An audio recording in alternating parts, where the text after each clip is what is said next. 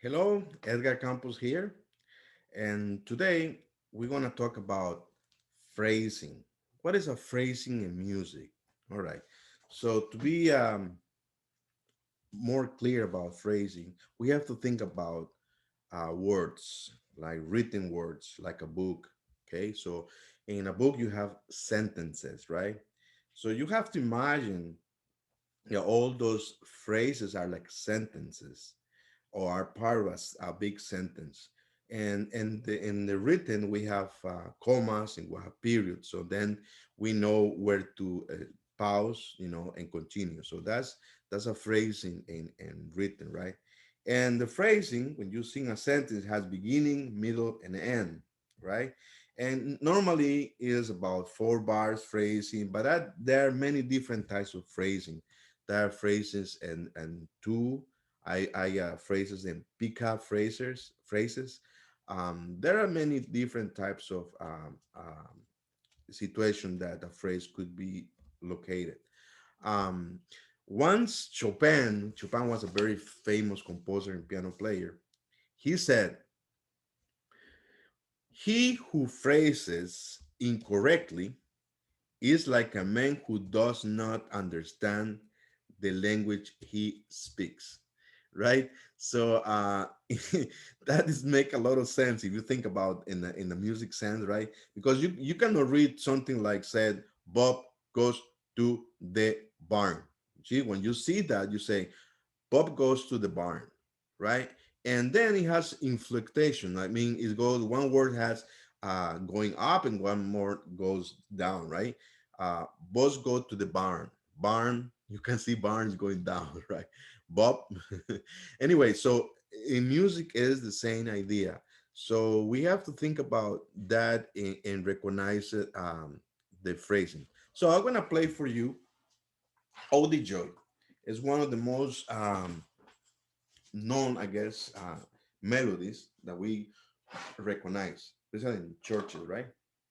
So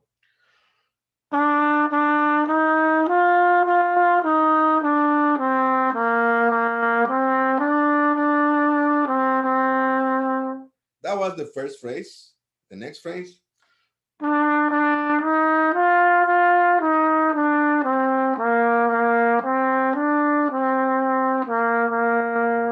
it's easy to recognize because you have like a sense of pause, sense of the end of the phrase, right? So you got the beginning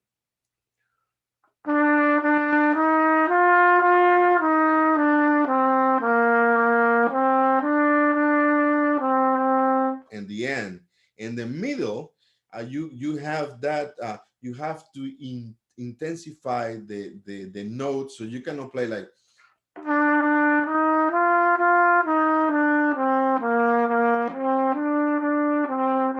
it's like you're playing every single note.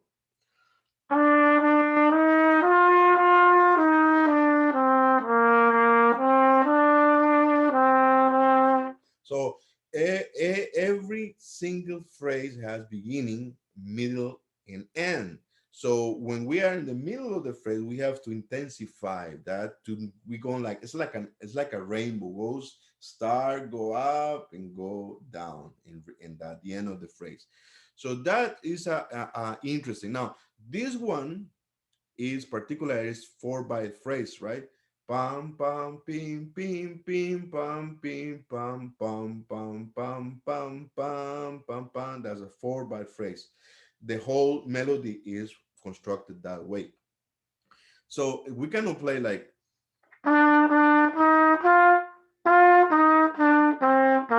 you chop. You cannot chop the melody. The melody has to have continuously from the beginning to the end.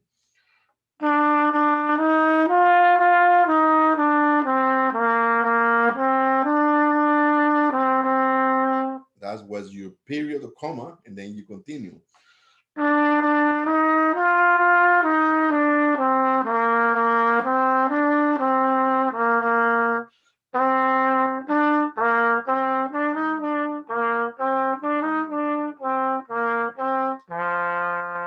It's easy to recognize it, right?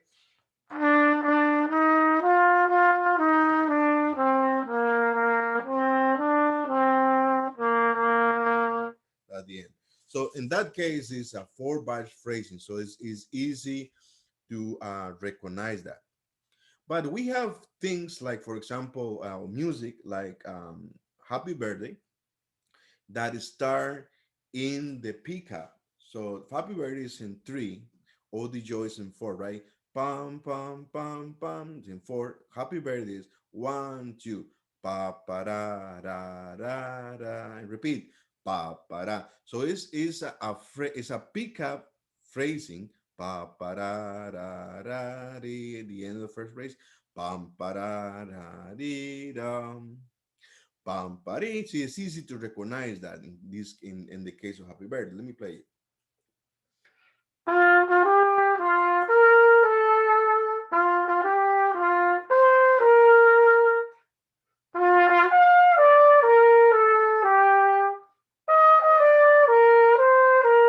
So what I did is I tried to phrase all the phrases and I chop it. So I pause so you can hear that. If I pause, sounds very strange, right? It's not like continuation.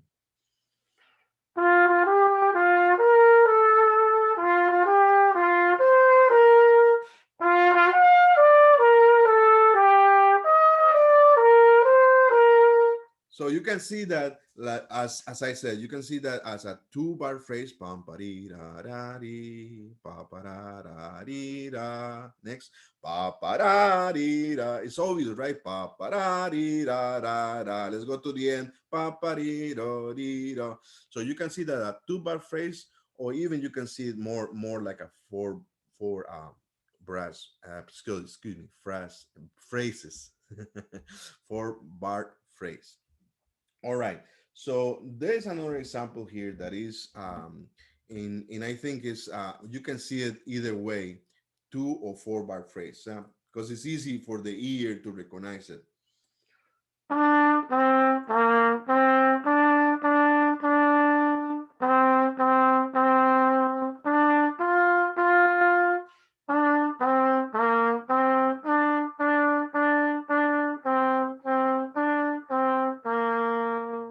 Even though this song has pause, pi, pe, po, pa, pa, pa, pa, pause, pa, pa, pa. It's like a resting point.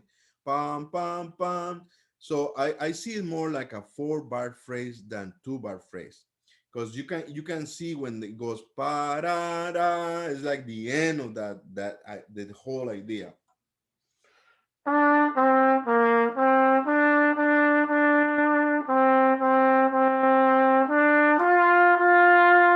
Then we go to the recapitulation. We go to the beginning again. And so you have two big phrases there. Okay. So don't confuse sometimes when we have pauses like that, that you could think, oh, that's a two-bar phrases. But in this case, I think it's a four-bar phrase. Okay. So you can play the whole melody as a two phrases, because I just play it's 8 bars. So one more time.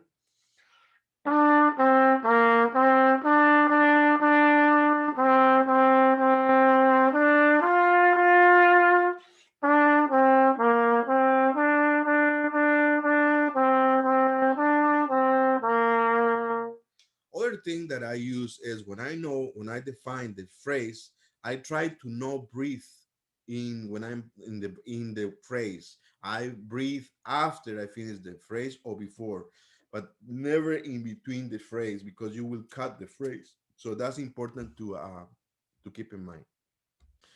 The next example is interesting again, because this one is four-bar phrase starting with the pickup note.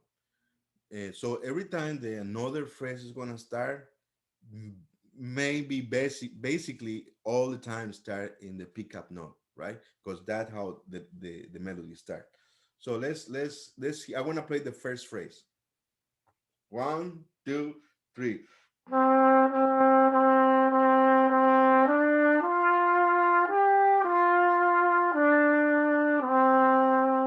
So you can hear it goes to the point, start beginning, go to the point, and then go to relax. One more time. I want to exaggerate this time so you understand what I try to say when I go to the middle of the phrase that I increase attention.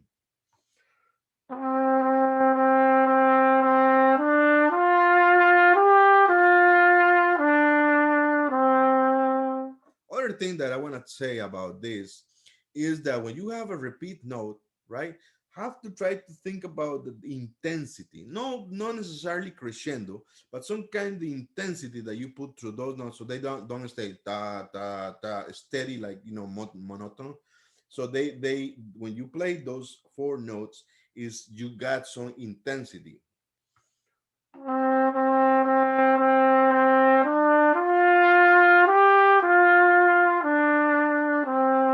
Second phrase.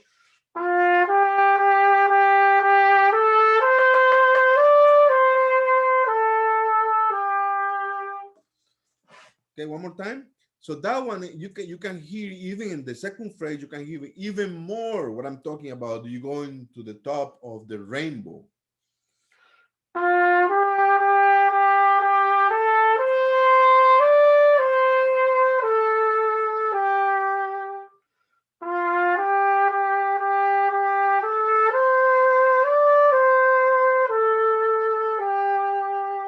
And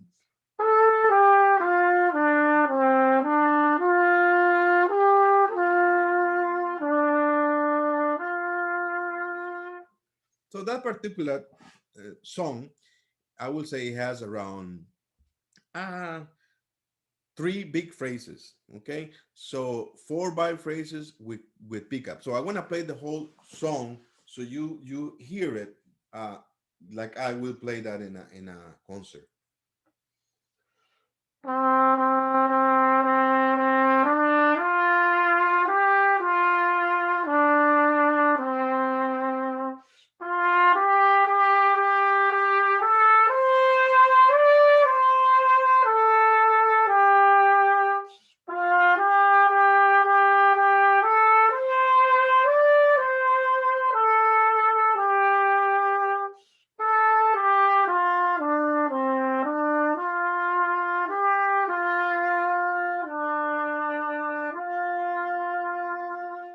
So you understand what I'm talking about. So even though it sounds like I play the whole song, but I in my head and actually when I breathe is the phrase when the end of the phrase to start the other phrase.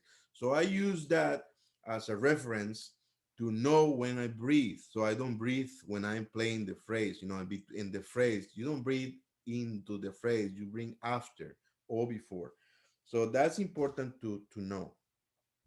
Other interesting thing that we have sometimes in music is a lift or some group of notes that will give us to the push to go to the phrase to the beginning of the next phrase. In this case, is three notes that goes to the I would say recapitulation. It's not recapitulation. It's just the same notes at the beginning. So let me play it first. In the second time, I will point it what I'm talking about.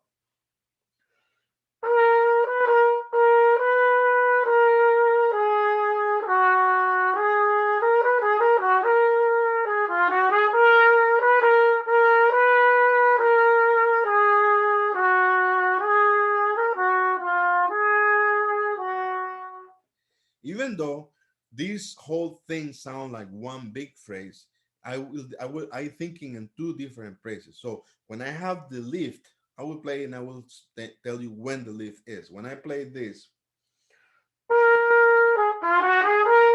that is the lift. That is the uh, emotion, the physical emotion that I get there to get to the second phrase. Okay, so I will play one more time, and you hear what I'm talking about.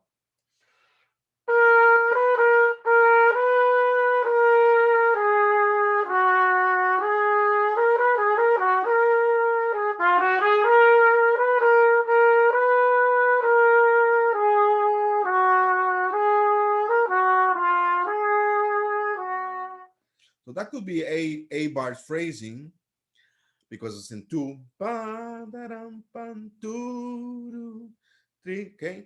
Or could be just a big phrase of A bars, and which I divide in two because the leaf that we have that it really tell us that, or again we started the next phrasing. So in this case, it's like that. Well, hopefully that you understand a little bit of the phrasing. If you have questions, you can email me. And no problem, I could help you in everything I can. So my pleasure, and have a great day and be safe. Ciao.